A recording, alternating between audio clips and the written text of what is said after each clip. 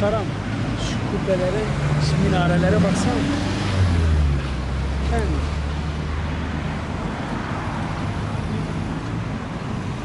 Ferhan. Sen de mi konuşacaksın? Her diyor konuş diyor. Aslında muhtarım konuştu ama daha bir şey oldu. He? Sen daha önce bakıştırın. Değil mi? Yakın çevrede takip ediyorum. Buralı karakterler. Aynen. Bir yandan gidiyor. Süreç 2017'de başladı. Hani biz heyecanla bekliyorduk. Birçok şehirde ulu cami var. İşte Diyarbakır'da, Bursa'da, şehrimizde böyle güzel ve büyük bir caminin olması açıkçası bizi heyecanlandırdı. Biz dedik ki bitse çok güzel olur. 2022'de bitmesi planlanıyordu. 2022'de bitmesi planlanıyordu ama şu an yıl 2026, üzerinden tam 9 yıl geçti. Çevrede baksanız birçok gökdelen var, kule var. Bu kulelerin hiçbiri yoktu camiye başladıklarında.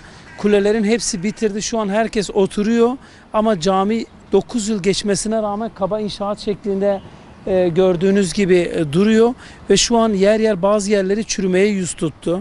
Yani bu caminin bitmesi için yetkililerin bir şeyler yapması gerekiyor. Gerçekten güzel bir cami. Aynı anda 15 bin kişinin birlikte namaz kılabildiği bir cami.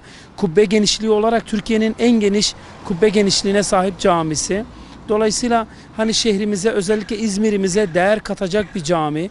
Ege bölgesinin aynı zamanda en büyük camisi.